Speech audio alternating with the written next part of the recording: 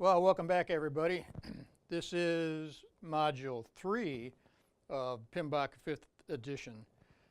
Today it's project management knowledge areas and process groups specifically. Now we're going to get into the PMBOK. Now that we understand the organizational view and how projects fit in and contribute to their value, we're going to look at now how to actually run those projects under the PMBOK methodology.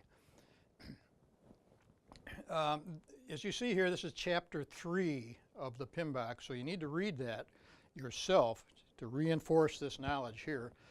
And we're going to talk about the processes, the knowledge areas, and how they interact with each other at a high level. So let's get started. Oh, and we're also going to talk about project data. You're going to hear a lot about work performance data, project data, and that can be kind of a confusing topic, so we're going to look at that in a little detail even in this module here.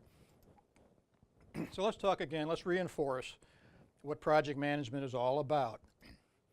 So again, it's about the application. This is you, your project manager, and your team apply knowledge and your skills and the tools and techniques you use.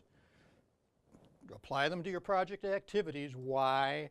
To meet the project requirements. That's the job of project management, to meet the project requirements. So what is a process? Let's read this. This is from PMBOK. Process is a set of interrelated actions and activities that are performed to create a pre-specified project, service, or result. That's a process. You have an input, you have an output, and your input is never the same as your output, or you haven't done anything. So you transform your inputs into your outputs through a set of tools and techniques, some transformative kind of activity to modify your input to what you want as your output, which then will be an input to another process. So processes, they're characterized in this manner by the inputs, the tools and techniques that can be applied, and the resulting outputs.